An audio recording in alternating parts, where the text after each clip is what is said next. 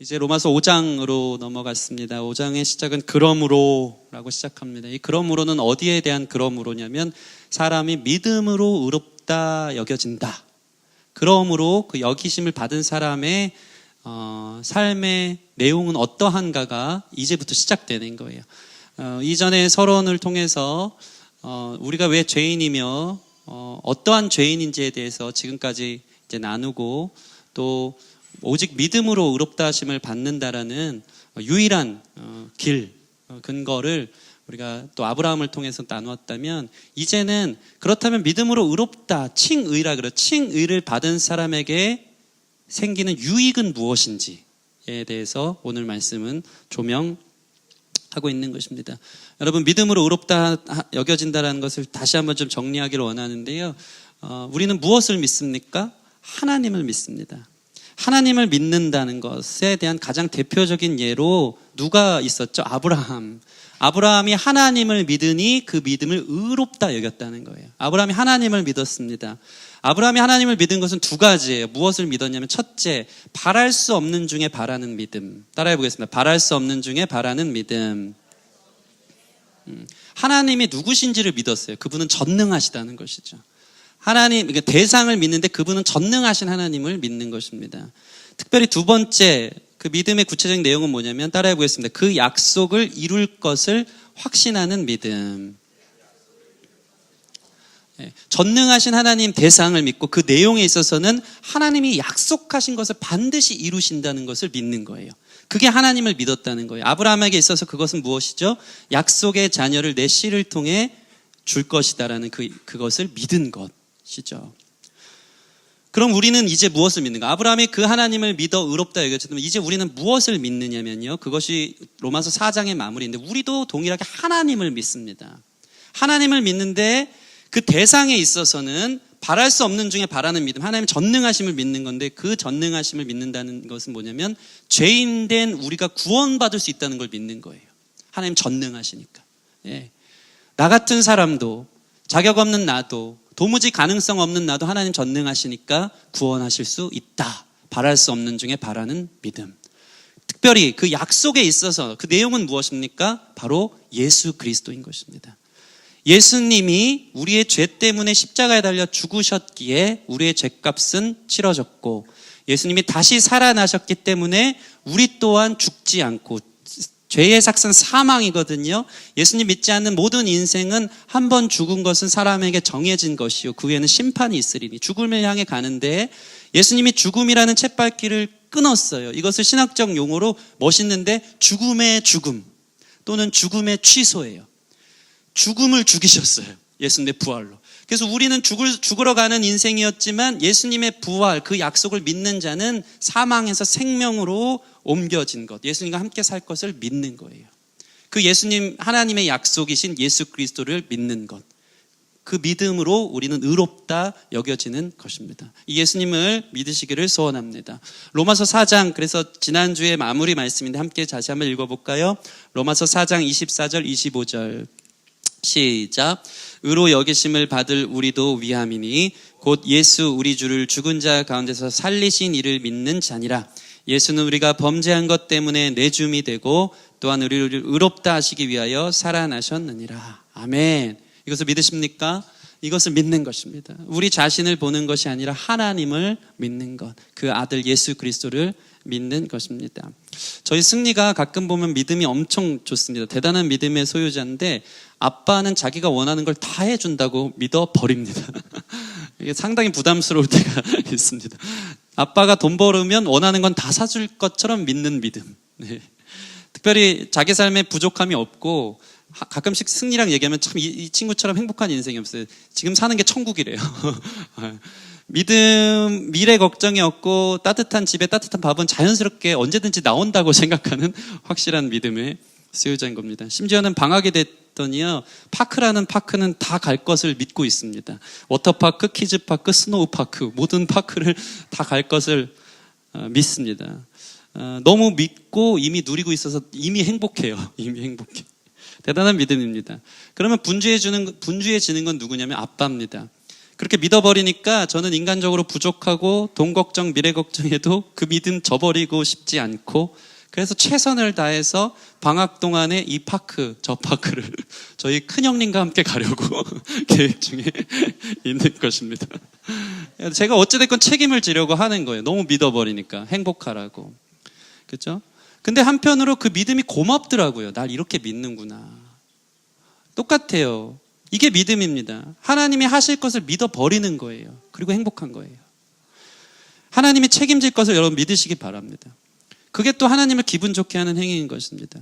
그런데 차이가 있어요. 육신의 아버지인 저도 전능하지 않고 그렇게 또 모든 것을 지키지 못하는 저도 최선을 다해서 아들의 기쁨을 위해서 그 믿음을 저버리지 않기 위해서 노력하는데, 하나님은 어떤 분이냐면 하나님은 전능하십니다. 그분은 신실하십니다. 그분은 약속을 이루시는 분이십니다. 그렇기 때문에 우리의 육신의 아버지랑 다릅니다. 그분이 우리를 사랑하시기 때문에, 그러니 오직 믿어버리는 것, 예수님 아들 예수님을 믿음으로 내가 구원받는 것을 믿어버림으로 우리가 의롭다 칭하여지고, 그 믿음으로 하나님이 우리를 기뻐하셔서 그대로 우리를 인도해 가신다는 사실을 여러분 기억하시기 바랍니다. 그럼 이제 오늘 본론으로 들어가는 것입니다. 이 의롭다 여김받은 사람의 삶은 어떠해야 되는가를 세 가지로 이야기하고 있습니다. 오늘 이 말씀을 통해서 내가 칭의 받았는데, 내가 구원 받았는데 의롭다 여겨진 사람의 삶의 모습과 내용은 이런데, 이것과 상관없이 사는 여러분 자신을 발견한다면 오늘 말씀을 통해서 나는 무슨 문제가 있기 때문에 그럴까? 도대체 나의 신앙생활에 있어서 왜 이렇게 기쁨이 없고 즐거움이 없고 알량한 종교 생활만 남아있고 하는 것일까? 이런 자기 자신을 좀 돌아보면서 다시 한번 구원의 기쁨을 누릴 수 있는, 그것들이 회복되어지는 저와 여러분들이 되었으면 좋겠습니다. 오늘 우리 자신을 돌아보고 믿음으로 의롭다함을 받은 자의 삶을 누리고 있는가? 구원의 기쁨을 누리고 있는가? 생각하고 이 마음을 회복하고 이러한 자리로 돌아오는 저와 여러분 되기를 소원합니다. 첫 번째, 구원의 기쁨을 누리는 사람의 특징은 무엇이냐면요, 따라해 보겠습니다. 화평을 누림. 화평을 누리는 거예요. 화평을 누리는 것. 우리 1절 말씀 같이 한번 읽어보겠습니다. 1절 말씀 시작. 그러므로 우리가 믿음으로 의롭다 하심을 받았으니 우리 주 예수 그리스도로 말미암아 하나님과 화평을 누리자. 예. 여러분, 제가 항상 하는 이야기지만 이 누리는 것이 중요해요. 누린다는 것은 소유와 향유가 다른 것처럼 소유한 것 이상의 것이에요. 누리는 것은 향유하는 것입니다. 가지고 있는데 활용하지 못하는 사람은 향유하지 못하는 거예요.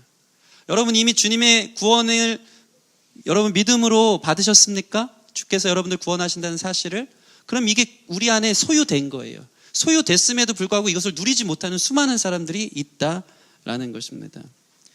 마치 한 거지가 금수저를 자기가 갖고 있는데 그 금수저 팔면은 거지 생활을 충분히 청산할 수 있거든요. 근데 그 금수저를 소유했음에도 불구하고 여전히 그걸 갖고 밥 벌어 먹는 데만 사용하는 것은, 그건 제대로 금수저를 누리지 못하는 것입니다. 우리가 가지고 있는 것을 여러분 누리시기를 바랍니다. 화평을 누리자라고 선언하고 있는 것입니다. 구원받았다고 하는데도 마음에 화평이 없는 사람이 있어요. 평안하지가 않아요. 하나님과 나의 관계에 있어서 늘 나는 죄책감에 시달리고 늘 눌려있고 이래서 벌받고 어떤 자기 조건적 상황 속에 있어서 평안을 누리지 못하는 사람들을 너무나도 많이 봤다는 것입니다. 그래서 오늘 본문에 보면요, 화평을 누리자, 마치 청유형으로 나온 것 같지만 영어 성경을 봐도 we have peace예요. 이미 소유했다, 소유한 것이에요. 누리자, 선택의 문제가 아니고 이미 소유했다라는 것을 선언하고 있는 것입니다. 세번역 성경, 현대인의 성경 모두가 과거형으로 쓰여 있습니다. 화평을 여러분은 누리고 있습니다. 화목하게 되었습니다. 여러분, 예수님의 은혜로 여러분이 하나님과의 관계가 이미 화목하게 된 것을 믿으시기 바랍니다. 그것을 누리는 것만 남아있는 것입니다. 여러분, 구체적으로 화평을 누린다는 것은 무엇일까요? 하나님과 화평을 누린다는 것은 이제 하나님과 우리 사이에 적대적인 관계가 끝났다는 것을 믿는 것입니다. 마치 일제시대가 끝나고 대한민국이 독립이 시작됐는데, 그러면 우리가 사실 그 일본을 아직 돌아가지 않은 일본의 순사들이라든가 군인들이 있을 거예요. 근데 워낙 일제시대 때 그들에게 시달리기 시작하니까 일단 두려움이 있고 막 치가 떨리는 게 있는 거죠. 겁이 나고. 그래서 이미 독립은 됐고 해방을 선언했음에도 불구하고 일본에 남아있어서 이제 가야 되는 순사들을 보면서 벌벌 떠는 것이 뭐냐면, 우리가 화평을 이미 선언했음에도 불구하고 여전히 내 죄, 사단 마귀의 정죄함 속에서 자유하지 못한 것과 같은 것이 되는 것입니다. 그래서 10절 말씀 보시면 우리가 원수 되었을 때라고 시작해요. 원래 우리는 죄로 인해서 하나님과 원수 관계였어요. 하나님은 그 죄를 보응하셔야 됐고 갚아야 되기 때문에 우리는 법정적으로 죄인인 것입니다.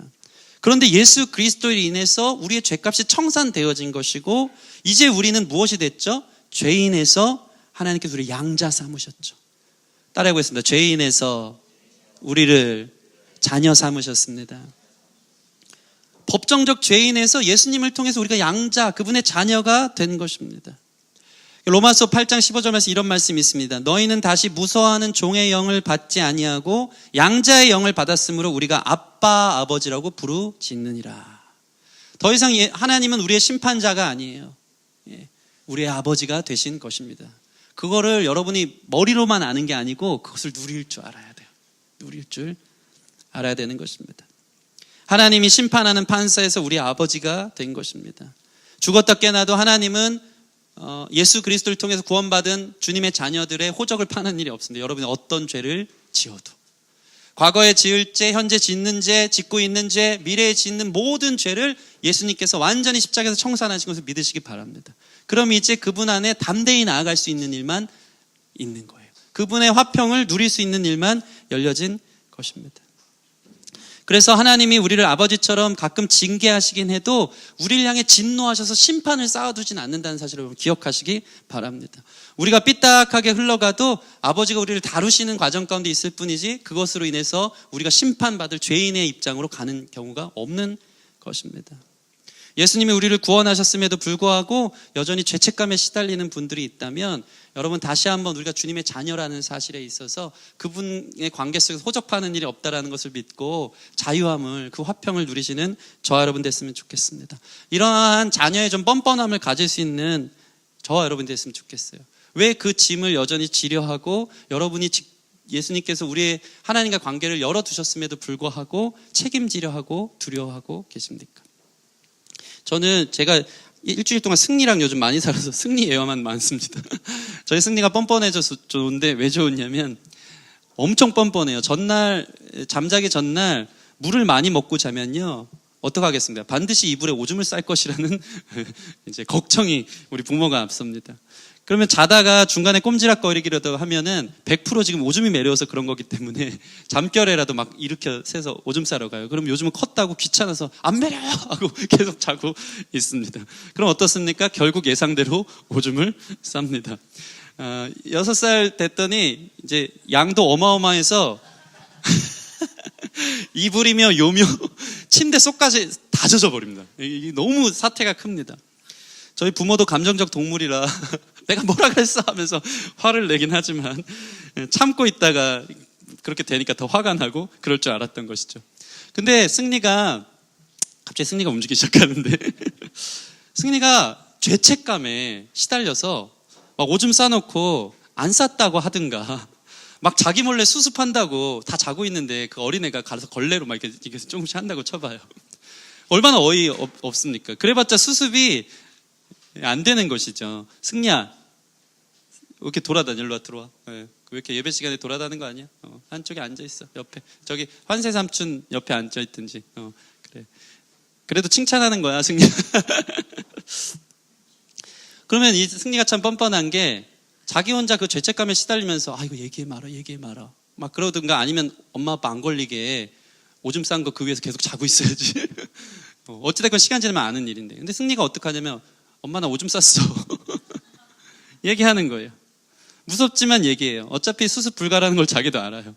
그럼 어떡합니까? 부모가 잠결에 일어나서 비상사태가 일어나는 것입니다. 그 밤에 이불 걷어서 세탁기에 다 넣고, 젖은 요는 드라이하고, 페브리즈 있는 대로 뿌리고, 일광건조 내일 시켜야겠다는 다짐을 하고, 승리는 다 빨개 벗겨서 옷 갈아입히고 냄새 안 나게 그 새벽에 다 씻기는 겁니다. 그럼 뻔뻔한 승리는 다 씻겨놓고 새로운 요에 눕혀놓으면 세상 모르고 언제 그랬냐는 듯이 뒹굴뒹굴 다시 쳐잡니다. 네. 그리고 또 저희는 알아요. 다음에도 이렇게 오줌 싸는 날이 반드시 올 수 있다. 우리는 그것을 준비하고 예상하는 것입니다. 그러면서 저는 승리가 주눅들지 않게 아무렇지 않게 치워주고 다 수습해 줍니다. 왜 그렇습니까? 아빠니까. 우리가 어차피 처리하지 못하는 우리 삶의 죄의 문제를, 미래에 지을 죄의 문제들 주님도 다 아셔요. 그리고 심지어는 그 죄의 문제를 하나님 앞에 가져올 때, 엄마 나 오줌 쌌어 하면은 그 죄의 문제를 내가 처리하는 것보다 깨끗하게 주님께서 다 처리해 주시는 것입니다. 여러분 화평을 가지세요. 평안을 가지시길 바랍니다. 승리가 가끔은 요즘 컸다고 자기가 수습하려고 하면서 옷이 눅눅하고 지린내가 나니까 자기가 수건 걷어서 닦아요. 그게 처리가 됩니까 안 됩니까? 안 돼요. 데려다가 비누로 씻겨야지 처리가 되는 건데, 자기 수준으로 처리해봤자 책임도 못 지는 게 우리의 연약함이고 우리의 죄인 거예요. 그러나 우리를 자녀로 삼으신 하나님 아버지께서 우리의 지을 죄도 다 아심에도 불구하고 그것을 다 처리해 주시고 또 깨끗한 곳에 누워 편안하게 쉼을 가질 수 있도록 주님이 책임지셔 주신다는 것, 그것을 누리는 것이 바로 화평을 누리는 자의 태도라는 것입니다. 그래서 제일 바보 같은 사람이 누구냐면, 주눅들고 혼자 처리하려고 할 때, 그 죄책감에 시달릴 때, 또는 완벽주의에 시달리는 거예요. 내가 이렇게 살려고 하는데 이거 못 사니까 나는 하나님이 날 미워하실 거야. 이런 모든 부분에서 자유함을 얻는 것이 주님께서 주시는 화평을 누리는 사람의 모습인 것입니다. 그래서 주님은 늘 우리를 기다립니다. 이사야 1장 18절 보면 제가 좋아하는 말씀인데, 오호라 우리가 변론하자. 너희 죄가 주홍같이 붉을지라도 눈과 같이 희어질 것이요 진홍같이 붉을지라도 양털같이 희게 하리라. 주님이 기다리는 건 뭐냐면요, 혼자 끙끙 앓고 눌려있고 저는 이 모양밖에 안 돼요 하는 게 아니고, 아버지 하나님 앞에 변론하는 거예요. 하나님 저 죄 지었어요, 또 잘못했어요 하면서 주님 앞에 나오면 주께서 너희 죄가 주홍같이 붉을지라도 흰 눈처럼 희게 해주시겠다고 약속하시는 것입니다. 이 자녀의 뻔뻔함이 저와 여러분 가운데 있기를 바랍니다. 사실 어떤 면에서 이 죄책감이라는 것은 죄에 대한 예민함일 수 있습니다. 이런 사람들이 있어요. 그냥 뻔뻔한 그대로 죄를 짓고 나서 나 하나님 자녀니까 이래도 돼 라고 하는 거랑, 미안한 마음이 있는 걸 가지고 주님께 나아오는 거랑 완전 천지 차이인 거예요. 많은 사람들이 이런 경우가 있어요. 죄를 이용하는 거죠. 주님의 구원을 이용하는 거죠. 내가 이 정도 죄를 지어줘 하나님이 나를 구원해 주시니까 괜찮으면서 세상 사람들한테, 있는 사람들한테 다 시험 주면서 막 할 짓 안 하시를 다 하는 사람들이 있어요. 이거는 말 그대로 잘못된 것이죠. 여러분 안에 하나님 자녀로서 죄책감이 있는 거예요. 미안함이 있는 거예요. 그 마음 그대로 어떻게 처리하냐면, 자기가 끌어안고 가룟 유다처럼 내가 예수님 팔아넘긴 것에 대한 죄책감이 있어서 자기가 자살을 통해서 그것을 다 감당해내는 것은 옳지 않은 방법이고, 하나님 앞에 나아오는 거예요. 그래서 다시 한번 우리를 안아주시고 깨끗게 하시는 주님을 느끼고 만나는 것, 이것이 바로 화평을 누리는 것인 줄 믿습니다. 여러분의 죄가 아무리 깊고 커도 주님의 십자가의 보혈로 이미 용서받지 못할 죄가 없음을 여러분 믿으시기 바랍니다. 걱정하지 마시고 하나님 앞에 나와 그 화평을 누리는 저와 여러분 됐으면 좋겠습니다.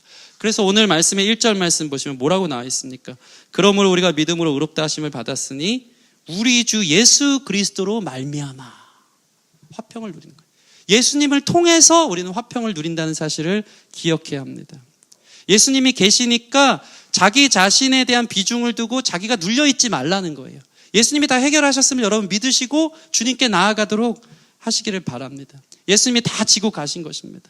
주홍같이 붉은 나의 죄를 대신해서 예수님이 진홍 같은 붉은 피를 십자가에서 다 쏟으신 것입니다.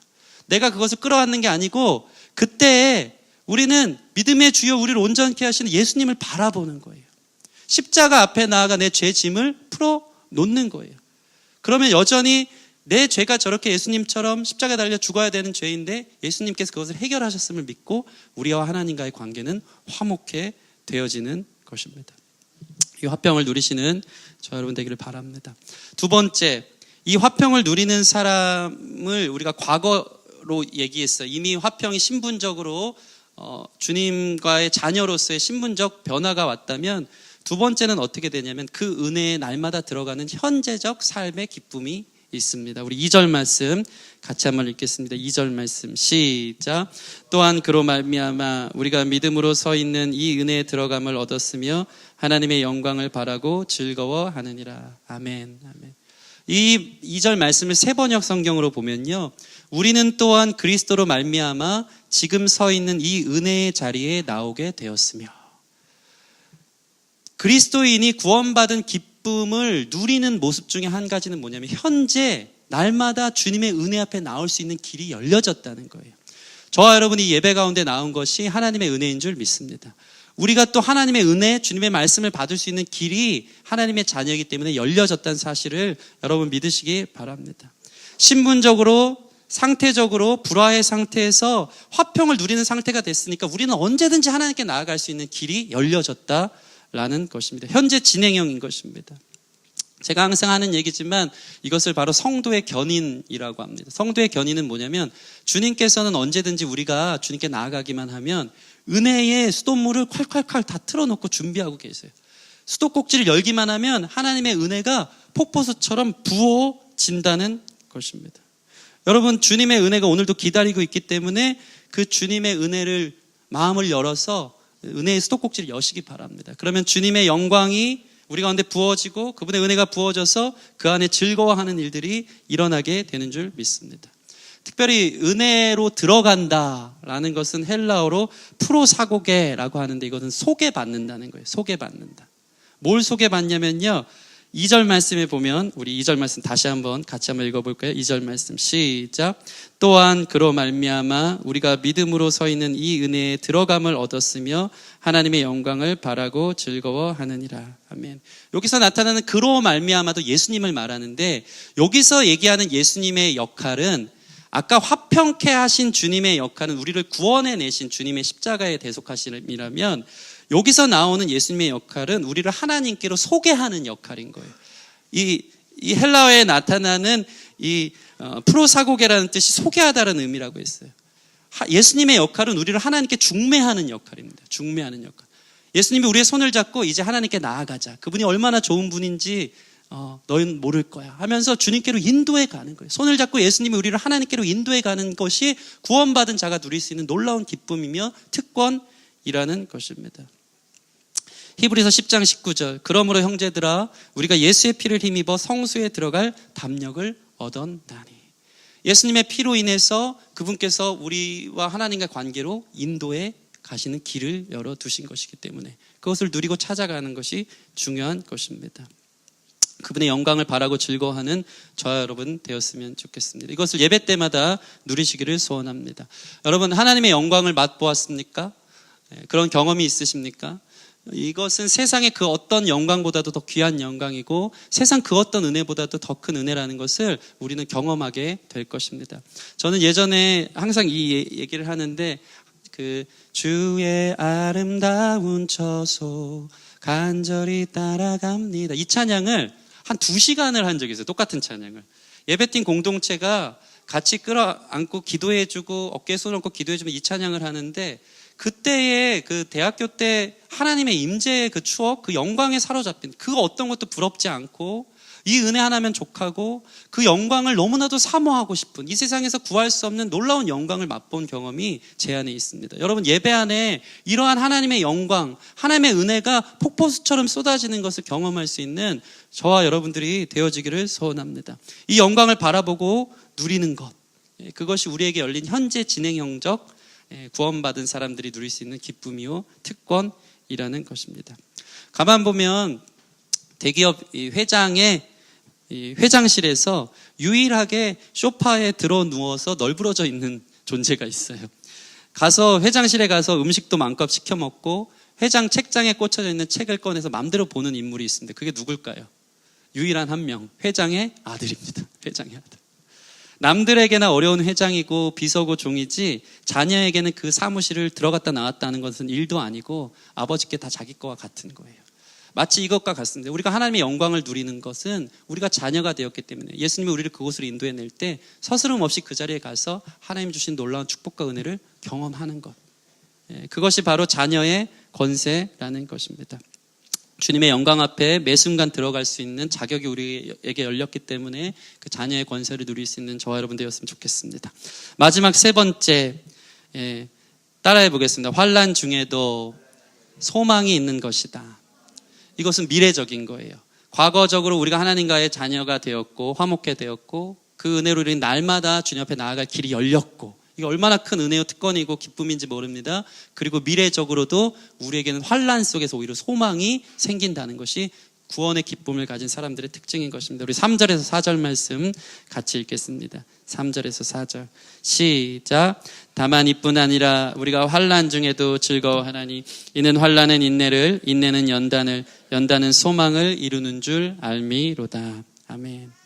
이 구원의 기쁨을 누리는 것 중에 하나는 환난 중에도 믿는 자는 죽지 않고 소망을 본다는 것입니다. 여러분 안에 이러한 소망이 발견되기를 바랍니다. 예. 환난 중에 소망을 갖는 거예요. 여러분 우리의 인생은요, 이 고난과 환난을 뗄래야 뗄 수 없다는 것을 여러분이 기억할 것입니다. 하나의 고난과 힘듦이 끝나면 또 다음 고난이 오는 거예요. 계속 힘든 일들이 오는 거예요. 인생은 그래서 고해라고 해요. 죄와 연약함들로 인해서 계속 힘든 일들이 다가오고 이해할 수 없는 삶의 어려움들이 수시로 들이닥치는 게 우리의 인생이라는 것입니다. 그런데 구원받은 사람들은요, 이 고난과 환난을 통과하는 과정과 결과가 다릅니다. 여러 가지 환난이 오면 우리는 무엇을 합니까? 그때 인내해요. 인내한다는 것은 여기서 무엇을 얘기하면 기도한다는 거예요. 믿는 사람의 유일한 특권, 놀라운 특권은 뭐냐면 환난 가운데 기도의 무릎이 있는 거예요. 여러분 그러고 계십니까? 힘들 때 기도의 자리를 찾습니까? 이게 믿는 사람의 특권이고 당연한 반응이에요. 저는 이게 너무나도 감사해요. 우리는 힘들 때 주님 앞에 누군가에게 엎드릴 수 있는 그 누군가가 계신 거예요. 기도할 수 있는 우리 하나님이 계신 거예요. 그것이 바로 인내하면서 기도하는 자리로 우리를 이끄시는 유익이 되는 것입니다. 그러면 어떻게 합니까? 이러한 수많은 환난은 우리가 인내하며 기도로 나오게 하고, 기도하면서 우리는 무엇을 발견하냐면 우리의 인생이 하나님 손에 있고 이 모든 과정 속에서 하나님이 인도하심을 믿고 주님 뜻에 온전히 맡겨드리기 시작하며, 이러한 일들이 계속 고난의 환난의 일들이 반복되는 일들이 연단이죠. 그러면서 우리는 계속해서 단단해지면서 유일한 한 가지를 바라봐요. 그것이 무엇입니까? 오히려 영원한 하나님 나라를 이 땅에서 다가오는 환난을 보면서 소망하게 되는 것입니다. 우리의 삶의 수많은 고통의 문제, 환난 속에서 우리는 넘어지고 실족하는 것이 아니라 오히려 하나님 나라를 더 소망하게 되고 천국 자체가 추상적이지 않은 내가 바라볼 유일한 소망이라는 사실 가운데 우리는 다시 한번 일어설 수 있는 거예요. 그러니까 믿는 사람의 특징은 그거예요. 삶이 힘들수록 더 소망이 생겨. 인생이 괴로울수록 더 천국을 바라봐. 이것이 놀라운 하나님이 주시는 특권인 것입니다. 제가 군대에서 엄청 아픈 적이 있었습니다. 어디로 파견을 나갔는데 파견을 6명에서 이제 중대에서 반 뛰어서 초병 근무하라고 나갔었습니다. 나가서 거기서 한 2달 정도 살았는데 파견이 6명밖에 받지 않았기 때문에 2시간씩 초병 근무를 서기 위해서 누구를 대타를 띄우기가 너무 아픔에도 불구하고 저 대신 누군가 세우기가 너무나도 힘든 상황인 거예요. 더군다나 그때 저는 말단 가장 이제 처음 일병 달았고 위에다 고참인 거예요. 제가 아프다고 해서 이번 초병 근무 쉰다 그러면 고참이 연달아서 그걸 서야 되기 때문에 눈치를 볼 수밖에 없는 상황이었습니다. 심지어 너무 아프고 막 이렇게 열이 많이 나고 그러고 있었는데 초병을 서기 전에 중대장님이 잠깐 우리 6명을 데리고 집 앞에서 무슨 이야기를 해주고 있었어요. 이 초병 근무는 이런 식으로 서는 것이다 얘기해주고 있는데 제가 너무 아파서 고개를 숙이고 이제 들었죠. 저 있을 때만 해도 구타가 많았습니다. 전 교회 다닌다고 많이 맞았는데 그랬더니 고개 숙이고 중대장님의 훈화 말씀이 끝나고 들어가자마자 제 막고참이 가장 중요하거든요. 막고참이 저를 데리고 가는 거예요. 데리고 가느니 뒤 내무실로 데려가서 저의 이제 따귀를 한 대 딱 이제 때리는데 2대를 정확하게 때렸는데 그때 제가 왼쪽 귀를 좀 다쳤습니다. 이게 뭐가 덜그럭 소리가 나면서 뚝 떨어지는 느낌이 나고 한 3개월 동안 이명 소리가 계속 들렸죠. 근데 고막이 다쳐서 지금도 이제 파면은 이제 딱지가 이제 안에 있어요. 그러니까 머리는 아프지 또 한 대 맞았지. 제정신이 아닌데 초병은 근무는 가야 되지. 그러고 있는데 또 잘못해서 왜 하필 힘든 일은 한 번에 오는지 모르겠어요. 이제 장전을 이렇게 준비를 시작하고 있는데 이제 공포탄이에요. 실탄은 아닙니다. 공포탄이라고 이제 좀 위협을 주기 위해서 하는 공포탄이 오발로 이렇게 하다가 갑자기 뻥 또 난 거예요.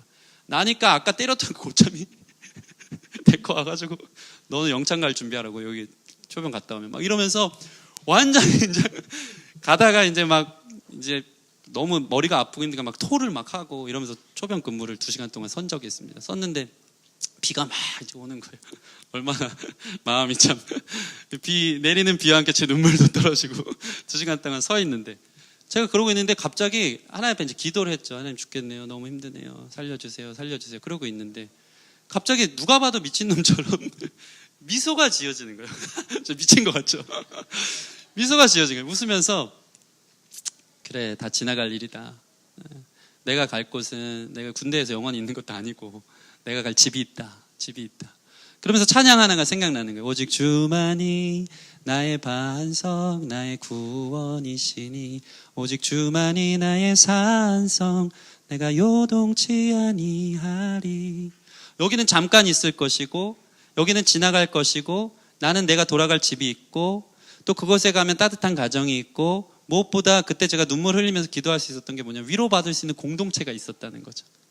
가서 이러한 일들이 있었는데 하나님 나에게 은혜를 주신 걸로 제가 힘들었던 것은 하나 생각나지 않게 하나님의 위로가 제가 힘들고 아팠던 것들은 아무런 문제가 되지 않을 만한 평안으로 저에게 딱 다가오기 시작하면서 괜찮게 여겨지기 시작했다는 것입니다.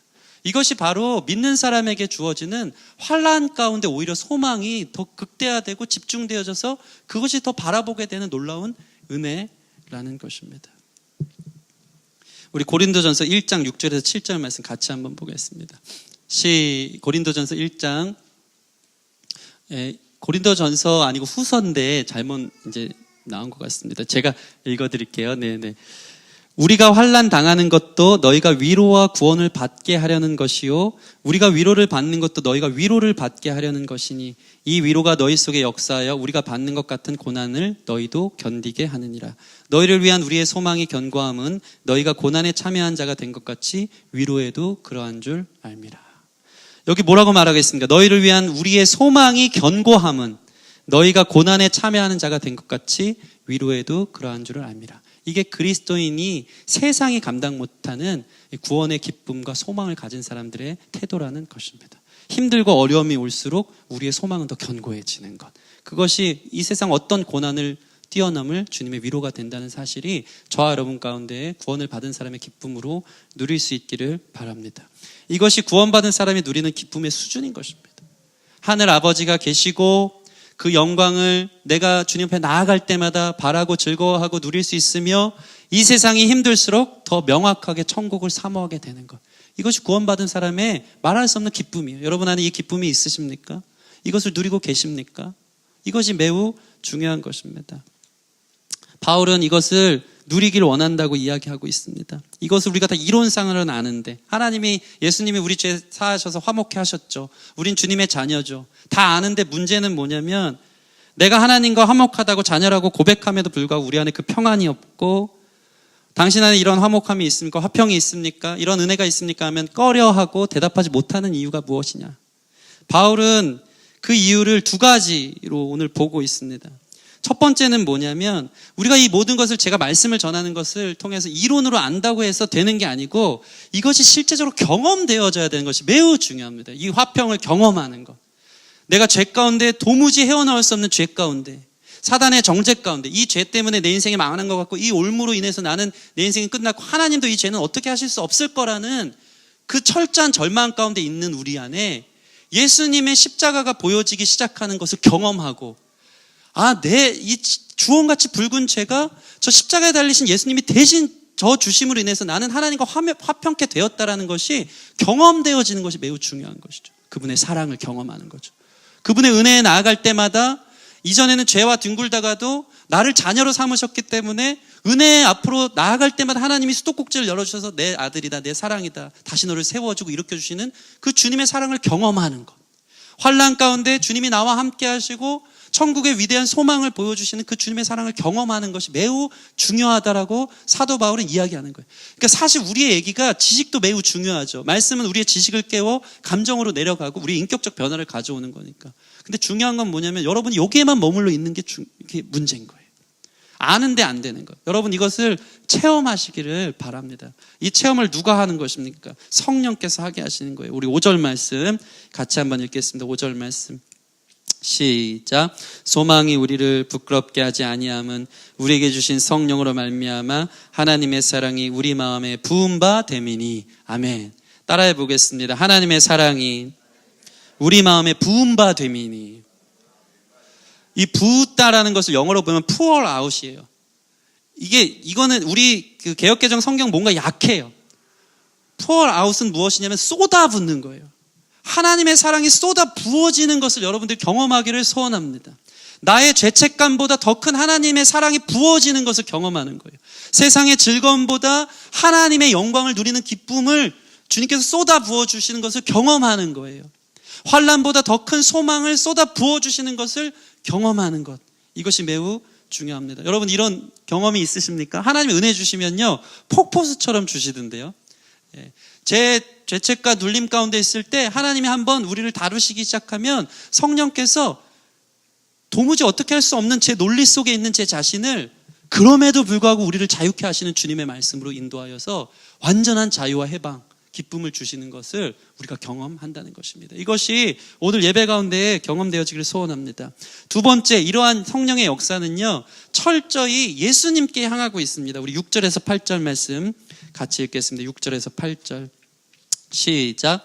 우리가 아직 연약할 때에 기약대로 그리스도께서 경건하지 않은 자를 위하여 죽으셨도다. 의인을 위하여 죽는 자가 쉽지 않고 선인을 위하여 용감히 죽는 자가 혹 있거니와 우리가 아직 죄인 되었을 때에 그리스도께서 우리를 위하여 죽으심으로 하나님께서 우리에 대한 자기의 사랑을 확증하셨느니라. 성령님께서 주님의 사랑을 쏟아 부어주시면서 조명하는 사랑의 핵심, 사랑의 결정체는 바로 예수 그리스도의 십자가인데, 그 십자가를 보면 어떻게 나와 있냐면요, 우리가 연약할 때, 6절 보면 우리가 뭐 잘해서가 아니고 온전할 때가 아니고 연약할 때, 또한 경건하지 않을 때, 특별히 로마서 5장 8절 말씀은 제가 복음을 믿음으로 받게 된 결정적 계기의 말씀인데, 우리가 아직 죄인 되었을 때 주님이 우리를 사랑하셨다는 거예요. 여러분의 자격, 여러분이 무엇이 있느냐 없느냐, 하나님 앞에 의로울 만한 무엇이 있느냐 없느냐가 아니고 여러분이 죄인 되었을 때 주님이 우리를 사랑하심으로 내가 널 얼마나 사랑하는지 그것을 확증하여 보여준 것입니다. 여러분, 우리가 죄인일 때, 연약할 때, 경건하지 않을 때도 주님이 우리를 사랑하십니다. 그 주님이 우리를 책임지시고 그것이 바로 복음이라는 사실입니다. 말씀을 마치겠습니다. 오늘 이 말씀은 의롭다 칭해진 자가 누릴 수 있는 유익을 보여주고 있습니다. 이 유익을 지식적으로만 아는 것이 아니고 성령의 부어주시는 사랑으로 말미암아, 쏟아 부어주시는 그분의 감동과 사랑으로 말미암아, 또 예수께서 이루신 십자가의 놀라운 사역으로 말미암아 주님께서 주시는 화평, 또 은혜 앞에 나아갈 수 있는 우리의 그 현재 진행 영적 은혜가 열린 그 길, 그리고 환난 가운데도 소망을 견고히 바라볼 수 있는 저와 여러분들 되기를 주님의 이름으로 축원합니다. 우리 같이 찬양하고 기도하는 시간 갖겠습니다. 이것이 영원한 삶이라는 찬양하고 같이 좀 기도하기로 원합니다. 그냥 건반으로만 할게요.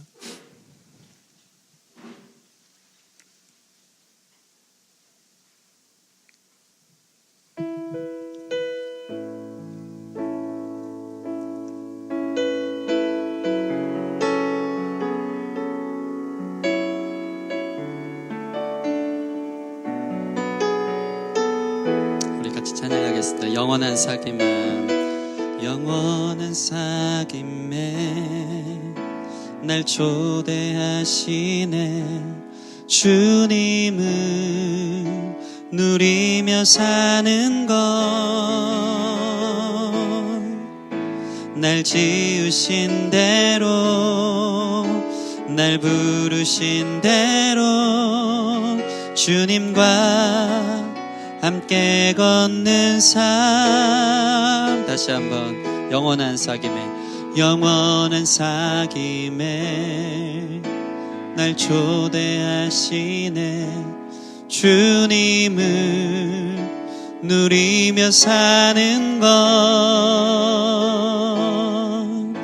날 지으신 대로, 날 부르신 대로 주님과 함께 걷는 삶. 이것이 영원한 삶, 이것이 영원한 삶. 참 하나님과 그 아들 아는 삶. 이것이 영원한 삶, 이것이 영원한 삶. 내가 주 안에, 주는 내 안에, 늘 거하는 삶. 다시 한번 고백합시다. 영원한 싹임에, 영원한 싹임에 날 초대하시네. 주님을 누리며 사는 것, 날 지으신 대로, 날 부르신 대로 주님과 함께 걷는 삶. 이것이 영원한 삶, 이것이 영원한 삶. 참 하나님과 그 아들 하는 삶. 이것이 영원한 삶, 이것이 영원한 삶. 내가 주 안에, 주는 내 안에. 이것이 영원한 삶, 이것이 영원한 삶, 이것이 영원한 삶. 참 하나님과 그 아들 하는 삶. 이것이 영원한 삶, 이것이 영원한 삶. 내가 주 안에, 주는 내 안에 늘 거하는 삶. 같이 기도했으면 좋겠는데, 여러분 영생이 무엇입니까? 우리 영생을 이 찬양에도 표현이 영원한 삶이라는 표현을 해서 시간적 개념으로 생각합니다. 물론 예수 안에 영생이 있습니다. 우리 영원토록 주님과 살 것입니다. 그런데 성경에서 보면 영생은 참 하나님과 그 아들을 아는 삶이라 그랬어요. 다시 얘기해서 영생은 영원한 생명을 현재 진행형적으로 누리는 삶이에요. 영원한 생명을 누리는 삶. 죽음에서, 죄책감에서, 또 세상에 썩어질 영광 가운데 사로잡힌 나, 그리고 이 땅에 소망을 두고 있는 우리 자신의 죽어진 생명이 아닌 참 하나님과 그 아들을 알므를 통해서 우리 안에 진짜 생명이 소유되는 거예요. 이것을 누리는 것이 칭함받은, 의롭다 칭함받은 사람들이 누릴 수 있는 길이 열린 하나님의 베풀어 주신 놀라운 유익인데, 이것을 믿음으로 바라보지 못하는 사람들이 너무나 많이 있다는 것입니다. 여전히 하나님이 예수님의 피를 통해서 우리 죄를 사하여 주셨음에도 불구하고 난 이 죄 때문에 문제야, 이것 때문에 주님도 어떻게 할 수 없어, 그 죄책감 속에 죽음과 같은 삶을 살아가는 사람들이 있어요. 하나님의 은혜로 그 영광을 맛보며 살 수 있는 길이 열렸음에도 불구하고 세상의 영광을 바라보며 그렇게 죽음을 향해 가는 많은 사람들이 있고, 이 땅의 소망을 바라보며 덧없는 그 인생 탓하면서 힘들어하는 많은 사람들이 있는 것입니다. 여러분 구원 받았습니까? 예수님 믿고 의롭다 여겨주심을 여러분 믿으십니까? 그런 자들은 이 삶을 누려야 되는 거예요. 영원한 삶, 영원한 생명을 누리는 것. 죄를 지어도 난 하나님의 자녀고, 그 안에서 우리와 변론하면 우리 죄를 깨끗게 하시는 그 자유를 맛보는 삶. 그리고 은혜 앞에 담대히 나아갈 때마다 주님이 부어주신 놀라운 사랑과 은혜를 경험하는 행복하고 즐거운 삶. 그리고 삶의 환란이 다가와도 영원한 소망이 더 견고해질 수 있는 영원한 소망을 바라보는 삶. 이것이 영생을 소유한 사람의 모습인 줄 믿습니다. 하나님 예수님 믿는다고 하면서도 그 삶을 누리지 못했던 우리 삶이 있다면 하나님 우리를 이 시간 자유케 하여 주시옵시고, 그 주님께서 주신 구원의 기쁨과 감격을 다시 한번 누릴 수 있도록 회복시켜 주시옵소서. 우리 같이 기도하며 나아가도록 하겠습니다. 하나님 말씀을 전했는데 지적으로 우리가 알지만 사실은 눌려있고, 사실은 주님과 거래하고 세상 영광을 바라보고 세상을 즐거워하고, 아버지 우리 자신의 소망이 주님이 아닌 것들이 너무나도 많아서 아버지 죽음을 향해 영원한 생명을 누리지 못하고 걸어가는 우리 자신이 있음을 너무나도 많이 보게 됩니다. 아버지 우리를 사랑하십니다. 주님의 사랑하심은 거룩하신 말입니다. 주님의 사랑은 우리가 죄인 되었을 때 확증하셨던 십자가를 통해 증명된 줄 믿습니다. 그 사랑이 우리 가운데 있기에 그 어떤 죄도 주님의 은혜 앞에 아버지 용서받지 못할 죄가 없음을 주님 믿사오니, 우리를 이 시간 자유케 하여 주시고 주님과의 관계가 이제 아버지 죄인에서 주님의 자녀로 되었기에 자녀의 권세를 누리며 날마다 주님 앞에 나가 주께서 주시는 놀라운 기쁨과 은혜, 희락을 맛보며 경험하며 천국 소망 바라볼 수 있는 우리 자신이 될 수 있도록 인도하여 주길 소원합니다. 주님 역사하시고 붙들어 주시옵소서. 하나님 감사합니다. 예배 가운데 주님의 은혜를, 성령께서 하나님의 사랑 우리 가운데 마음 가운데 부음바 되어짐으로 부어주시기를 주님 소원합니다. 주님께서 우리가 죄인 되었을 때 우리를 사랑하셨다는 그 놀라운 복음이 우리 가운데 자유케 되어진 선포의 메시지로 들려지기를 소원합니다. 기도하며 주님 앞에 나아갈 때에 이 놀라운 주님께서 열어두신 길이 있음에도 불구하고 여전히 죽음 가운데, 죄책감 가운데, 눌림 가운데, 세상 소망 가운데 살아가는 사람들이 있다면 하나님 우리를 다시 한번 자유케 하여 주시옵소서. 우리를 회복시켜 주시옵소서. 구원을 이미 허락하신 줄 믿사오니 구원의 기쁨을 누리는 삶이 되게 하여 주셔서 우리를 화평케 하신 주님의 관계 안에 들어가 날마다 그 영광을 바라고 즐거워하며 환난 가운데서도 천국 소망 바라볼 수 있는, 그것을 누릴 수 있는 모든 믿음의 우리 귀한 성도들 될 수 있도록 주께서 축복하여 주시옵소서. 감사함이 예수님 이름으로 기도드립니다. 아멘.